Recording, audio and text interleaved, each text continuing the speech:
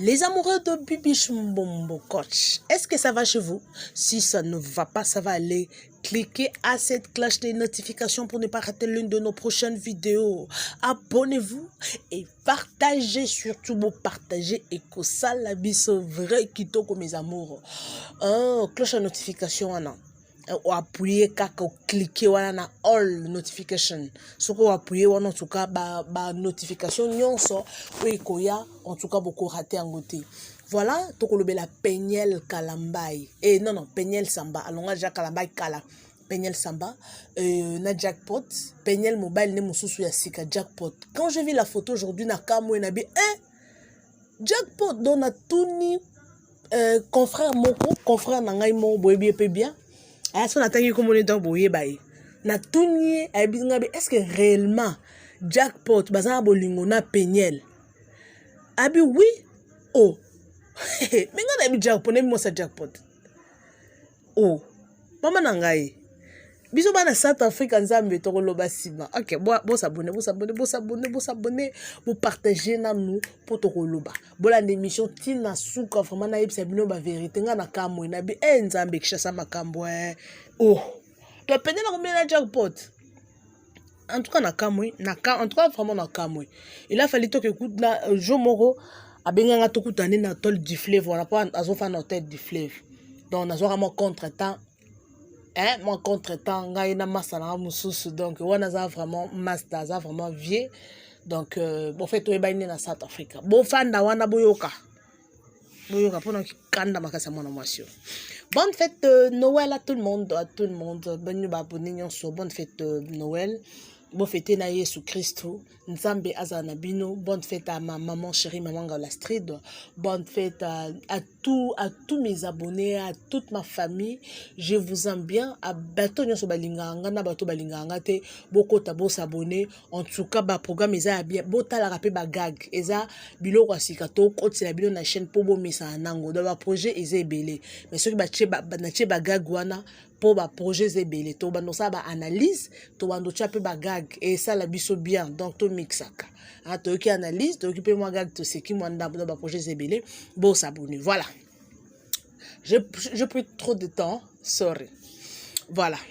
na lobby boy na moni batindelinga vidéo ya Peniel bazo enjoy bazo mela ba shisha na jackpot oh jackpot ana mwasi na ye bon c'est la air donc on est l'équipe déjà lobine dans un live jackpot azana mwasi na ye na bana Peniel oh ce qui a conseillé que jackpot aza engagé azana makambu na ye makambu c'est ça makambu ba internet ité pour na zuna nkutu permission na ye te ou bien na loba makambu ne mususu pour na kada kande comme mata déjà vous comprendre. Jackpot a outil South Africa. Aye awa pour na business ne privé. Jackpot a poche vimbe ya ba jeté.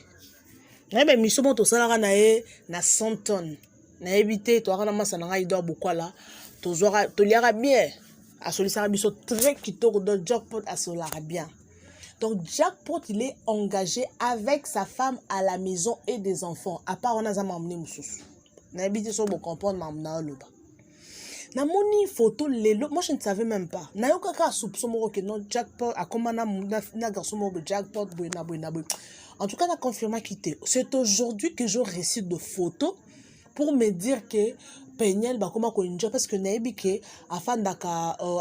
au fait Peniel abandé ko fanda na hôtel du Fleuve et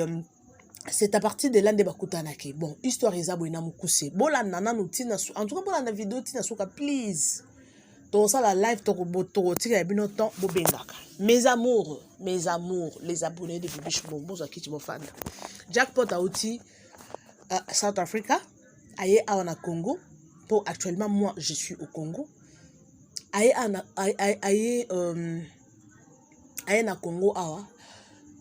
Pour la promotion et album na jackpot aza musicien moro bien certifié aza na ba document na South Africa aza musicien lora ba musicien na biso balabala ote malgré succès za na nute mais aza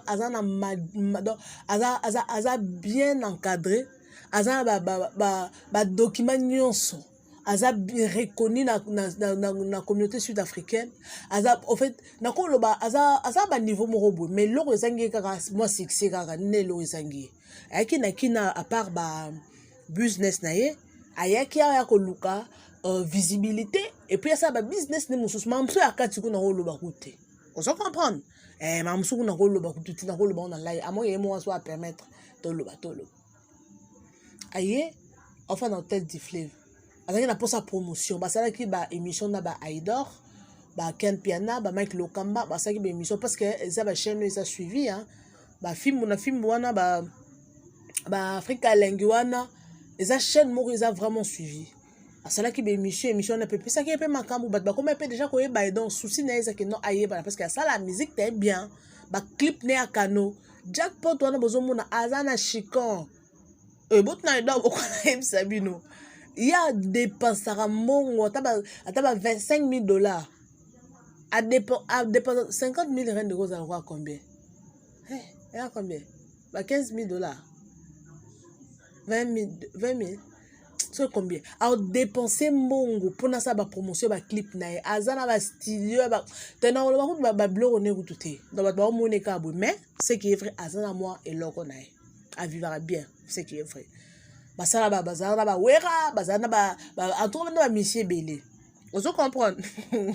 la raison est vraiment bien c'est que aya ça la promotion c'est que non ba yebise ba que non ndenge za boye denile ça za makambo mikolo yo ce qui ont na pour ça que non aux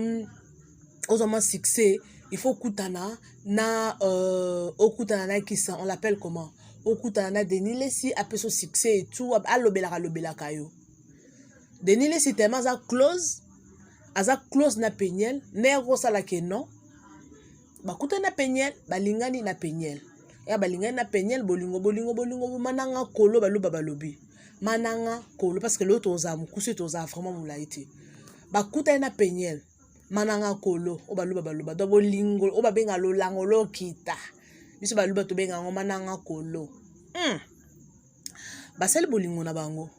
titi akomola ksa mwasi naza lupango na sele naza na boye naza na maboye en fait bolingo soki ekoti omona mobala ko mobimisa ba secret mususu ya mibali misusu soki nano li oza 100% na mwasi ozolinga te boza na ba réserve yokomolinga mwasi kamba moko le yokomo yebise naza na o so kutana mwasi esco a frappé yo akei donc c'est ça après quelque temps Jackpot a ça qui peignait le mot de passe na Instagram a géré les moi makambo na kataza parce que plus de 250 000 abonnés na page na Instagram papa yako sa so mangomni wana so mangomba mbongo peignait na papa na pétage bazwa ki mbongo quelques mbongo baswa ki yango po basa soki makamni yango ne mbongo pe limo eka boye de comme blog mon invité soki za escroquerie soki za ndenge nini boye na boye eko kuma mo ba problème Jacques Potatimbeli patati patata au version liboso otoyoki parce que ngamo je n'ai pas eu encore le temps de parler avec Jackpot mais na celle investigation nanga na ndenge nanga na bina ya nan oza émission excusez-moi les émissions avant propos talara RO 22h30 nabité na sa no émission o ekota kaka ekota parce que za makambo za mamuno ya soni ne osala ke no ekomi bakomi ko bendana azui compte Instagram ya bato a bloqué ngo bandeko a bloqué compte Instagram ya Jackpot wana et puis il comme essayer bon fait à publier na ba page que ndenge azaboye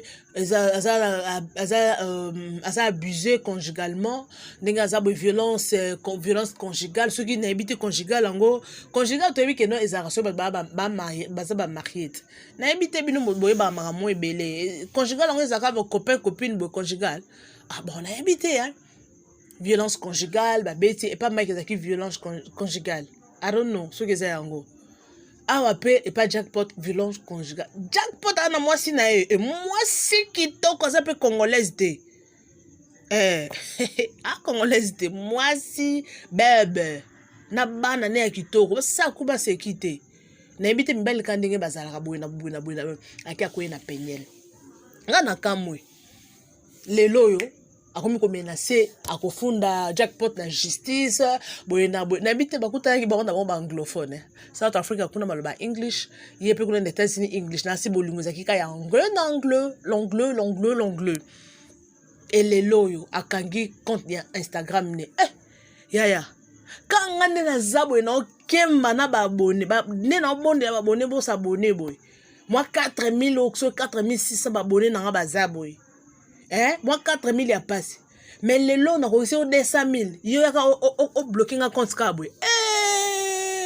na ebité so nga na olala wa bijo na ebité muto so na sale nini pour grosso ba abonné c'est ali panango baté c'est pas facile au coco que ça va abonner un jour mon côté à quoi c'est 10 000 un jour mon côté 20 000 un jour mon côté mais 250 000 c'est trop yo kaka oya kaka bo bloqué quel moté mama be moi na sur ça nango et pas Mike c'était comme ça Mike azaki na page na qui plus de 1 million d'abonnés na bloqué moi so asa nani asa au juste asa awuti na maini asa sirene to asa na Mike nengina tuna no Mike Kalambai papa Mike Kalambai prière ni no sala mwana mwasi o eza ba retomber makambo sala Mike tala niveau akomo baluka donc jackpot aza mutu moko aza responsable aza pe na mwa chikone na popo mobali so aza kana elongo na poche aza na valeur mais ce que tala niveau mwana mwasi akomi azalaki na Didier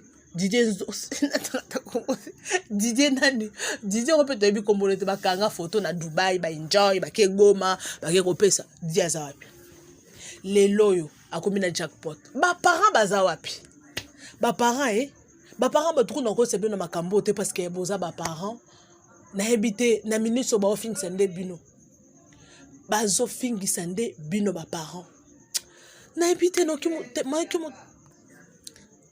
noki motema passe mon cœur saigne motema nanga ezo saigner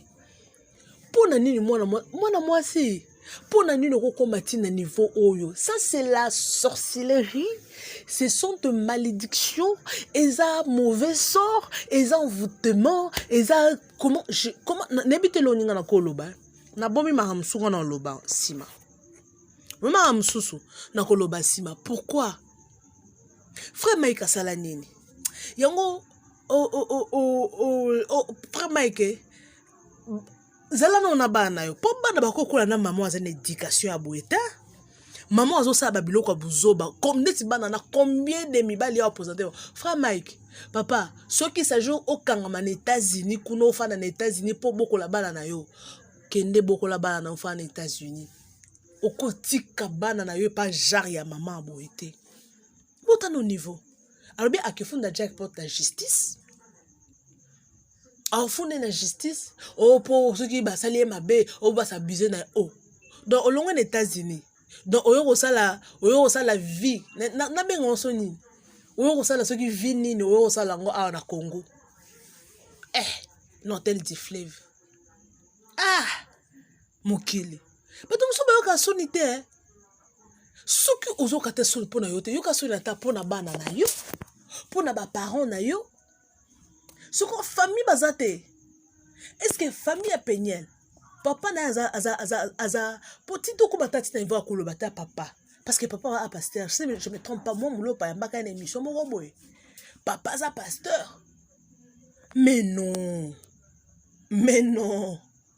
this is too much no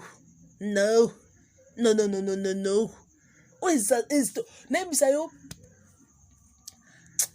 na mota moyen na ko lobate bandeko quel bien lobby topesi yo 48 heures penyel po sinon to kozwa ba vidéo ko bima bima ka ba nini olataka wana eza muke okozwa ba vidéo nzambe mokile bebi mwana mwasi o nzambe il faut akita nzambe moko il faut akita liboso a délivrer frère Mayon omoni bopesi frère Mike raison moninga na pesi à 100% raison frère Mike tu as totalement raison ata ba traiter que non ozaki soki ndenge nini mwana mwasi alinga baby sa carrière na yo